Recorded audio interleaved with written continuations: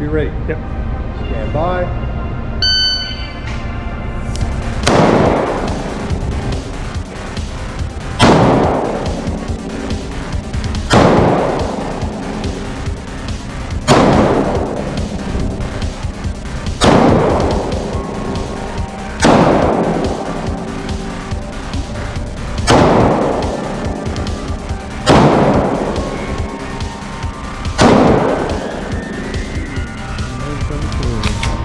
Oh, missed it.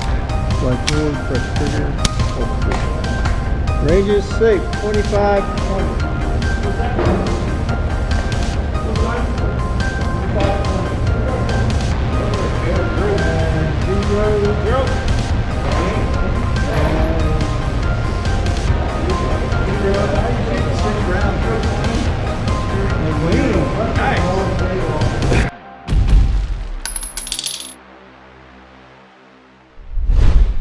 Hey everybody, what's going on? Thanks for swinging by. I sure do appreciate it. If this is your first time with the channel, my name is Mark. Oh, hi Mark. Welcome to Fit and Fire. Let's get into this video. We're going to revisit the Beretta 92X RDO, and I have to admit that some mistakes were made. I'm not too big to admit when I'm wrong, and I'm not too big to admit when I make a serious mistake. And that's what I did with the 92X. And I'm going to kind of go back into my Wayback Time Machine and kind of explain that, but there's basically two things. Number one is I spent, over 11 years active duty in the military, 13 years overall, and I carried a M9 for over a year in Iraq. Every single day, every waking moment, I had one with me the entire time, and it was a clapped out piece of crap. There's no way to explain that. So that ended up leading a huge bias to me thinking that Berettas were just junk. And it was through a couple of friends, namely Shocker Shooter. He's kind of an executive producer for the channel, but he was like, hey, you really need to give the 92 series a second look. I did, and agree that it is probably one of the best duty style pistols on the market today and for decades at this point. The 92X RDO is kind of an evolution of that, bringing it a little bit more into the 21st century, and that's where we end up with something like this right here. Now, I've already done a review of this, and I compared it to my CZ SBO1 Tactical, and this is where the mistakes were made. At the time, I felt that the SBO1 Tactical was a better option than this for me, and I ended up selling my original 92X. That's where the big mistake was made, because about a week after I sold it, I couldn't stop thinking about it, and I have thought about it ever since. And ultimately, I wanted to come back and revisit this. So when I saw this particular one on Gun Zone Deals for a really good price, $4.99 with 2 mags, I was like, I've got to get that. I got to get it back into my hands. So I wanted to get it back onto the channel, review it kind of again, and kind of talk to you about some of the ways that I've changed my mind about this. All right, so let's do a quick overview on this. I've already done one video talking about everything, but if you don't want to sit through that, if you do, I'll leave a card at the end. But if you don't, let's talk about it real quick. This is just going to be a little bit of a shorter barreled version, where the original 92FS is a 4.9 inch. This is a 4.7 inch. So about 1/4 of an inch off. Has some really nice front slide serrations up front. Has a high-vis red front sight post, and they are driftable, so if you want to swap these out for suppressor height sights, you can do that as well. Obviously, as you can see, it is set up for a red dot. We'll talk about that here in just a second. The grip panels on the 92X and the M9A4, same type of grip panels. They have texturing a lot further up, allowing that support hand to really lock in on this pistol. It does have some really nice texturing on the front and rear of the grip here on the frame. That is a lot better than the original 92 series. It's going to come with two, at least mine did, two of the 18 round magazines, which are really nice, especially for competition purposes like two gun or USPSA or whatever the case may be. However, if you want to run the M9, the original M9 15 round magazines, you can do that as well. They do function just fine, no problems. I ran a competition with one of these and also, sighted in the red dot as well. So there is that. Now this particular model is going to be a G version, so it is going to be a decocker only.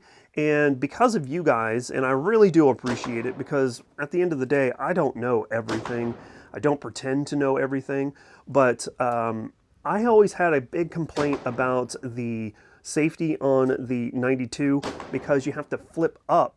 If it is a safety module, you have to flip up to then engage targets, and I really didn't like that. I always liked the 1911 flip down style, and you guys set me straight and said, hey, this has a firing pin block, so regardless if it is on safe or fire, this pistol will not go off until the trigger is pulled, moving that firing pin block out of the way to allow the hammer to drop on the firing pin. So that was something that I was surprised that I didn't realize that was the whole process of how this pistol worked.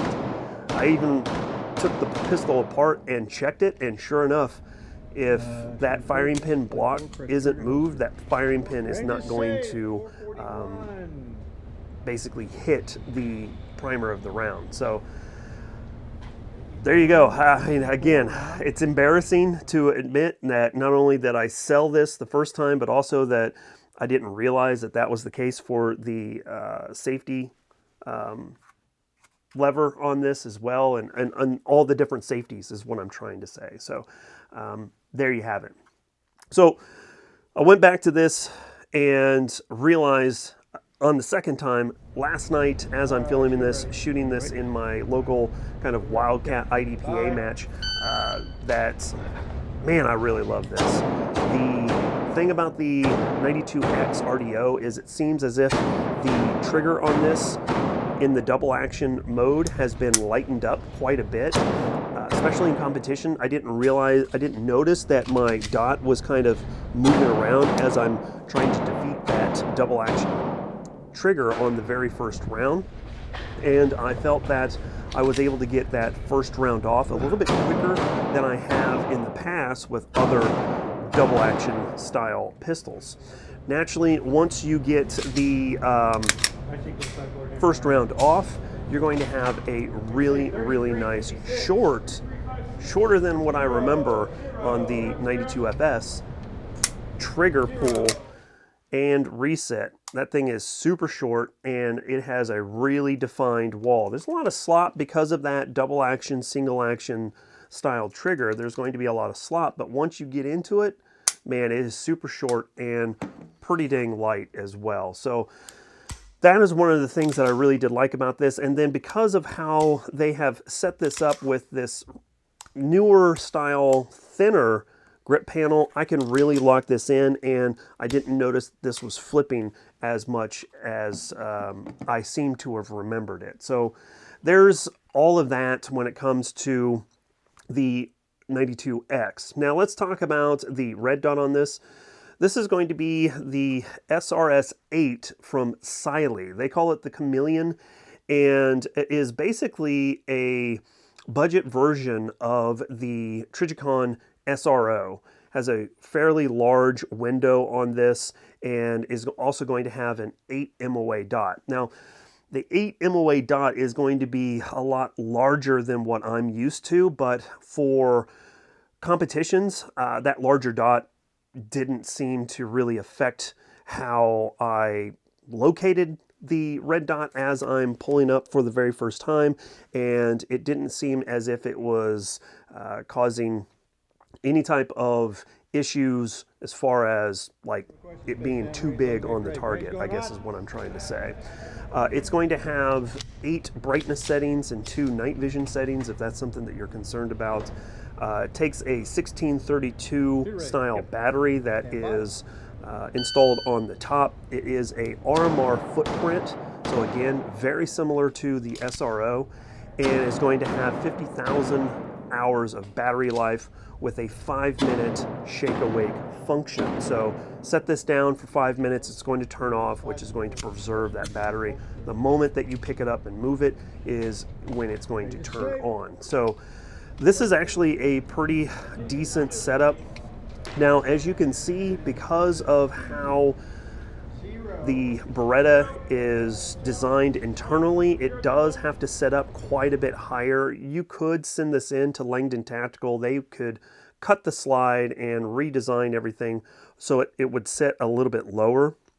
If you were to put this on, say, a Glock MOS or even like a CZ P10C, it would sit a little bit lower, and there could be a good opportunity for you to utilize your standard sights on this because the base on this particular red dot is pretty low. So it's a little bit thinner than that of the RMR. So in theory, you could have a very, very shallow 1/3 co-witness, but at the end of the day, this is going to be used for this competition setup, and I'm not really concerned about my red dot. If anything, something happens to this, I can just pull it off, run the iron sights rather, and it'd be just fine. So one of the concerns that I had about this particular setup, regardless of what red dot I was using, was the concern on trying to find the dot as soon as I pulled this up. And what I've done since then is taken this and just shadow boxed on a light switch on the wall. Obviously, it is going to be safe and unloaded, but I just, from a drawing position, would bring this up to try to find the red dot. Now, there has been times where I pull up on a target in competition and I lose it, regardless if I'm kind of canted one way or another, up or down. I do lose that red dot, so I'm kind of have to fish around for it. That's just something I'm going to have to continue to work on. I do believe that between this pistol and this pistol right here, the Springfield Prodigy, these two are going to have to compete on which one I am going to use for competition, because let me tell you, the Prodigy has really surprised me. When it works, it has really surprised me. I just have to make sure that I clean it a lot more often than I clean this. So far on this particular one, the quote-unquote new one, I have 250 rounds through it and haven't cleaned it. I didn't clean it when I got it. I just took it to the range and ran it. And this thing has been rock solid. No failures to fire, no failures to feed, fire, or eject. And that's exactly what you should expect. So that is probably one of the pros for this over the Prodigy, is that I can run this a lot harder, a lot longer, a lot dirtier, and not have to worry about light primer strikes or feeding or ejecting issues like I have with the Prodigy. The Prodigy, you're going to have to continue to clean it, probably clean it after every single range session. And if you're going over a couple hundred rounds through a single range session, you may even have to break it down and kind of wipe it clean while you're at the range. I will say that this trigger is a lot sloppier than the Prodigy, but we'll do a full comparison. If you guys are interested in that, let me know. Sound off in the comment section down below. I would love to hear if you guys would be interested in a comparison between the 92X versus the Prodigy.